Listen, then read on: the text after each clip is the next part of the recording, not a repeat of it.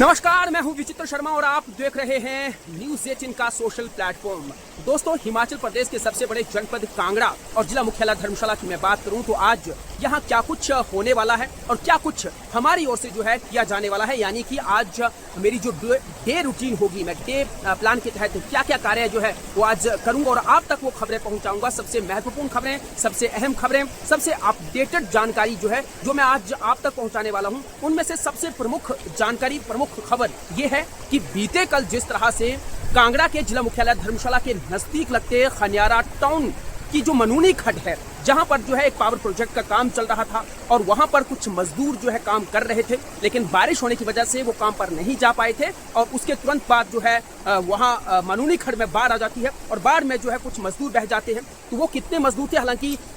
Suspense ये था कि 15 से 20 मजदूर उस पानी में बहे रहे होंगे, लेकिन अब क्योंकि उसकी पुष्टि हो चुकी है, 6 मजदूरों के बहने की बात जो है सामने आई है, तो क्या वो 6 ही मजदूर थे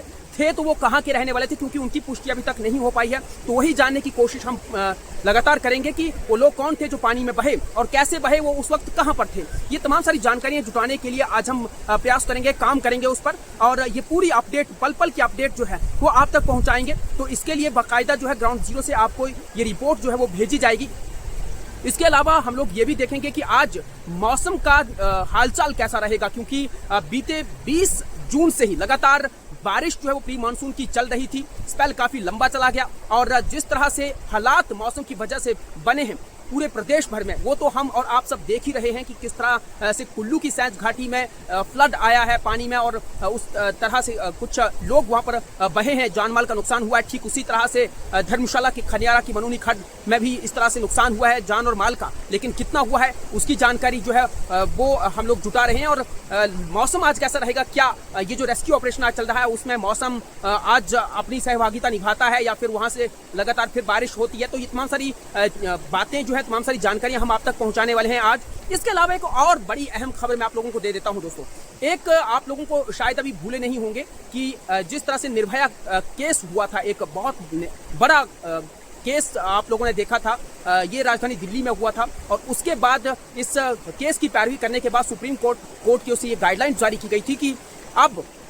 देश भर में तमाम जो वाहन होंगे, वाहनों में कोई भी ब्लैक फिल्मिंग नहीं कर पाएगा, यानी काले शीशे किसी के नजर नहीं आने चाहिए और किसी भी तरह की कोई अवैध चीजें जो है वो गाड़ी में नहीं होनी चाहिए, सस्पेक्ट चीजें गाड़ी में नहीं होनी चाहिए, कोई जालीदार शीशे नहीं बनवाएगा गाड़ी में। तो उन चीजों को लेकर एक बहुत बड़े कैंपेन भी पूरे देश भर में उस वक्त चला था, लेकिन धीरे धीरे वो कहीं ना कहीं ठंडा होता गया। कांगड़ा जिला की मैं अगर बात करूं तो कांगड़ा में एक बड़े अधिकारी की गाड़ी में ही जो है इस तरह से शीशे देखे गए हैं, जालीदार वहां पर ब्लैक फिल्मिंग जो है वो देखी गई है। अब ये अधिकारी कौन है जो कि संवैधानिक ओहदे पर बैठे हुए हैं, फिर भी उनकी गाड़ी में इस तरह से फिल्मिंग है, तो वो जो है उसका खुलासा हम आपको बताने वाले हैं, उसका खुलासा हम लोग करने वाले हैं। तो ये तमाम सारी जानकारियां लेकर मैं आज आप लोगों के सामने मौजूद रहने वाला हूं। शुक्रिया।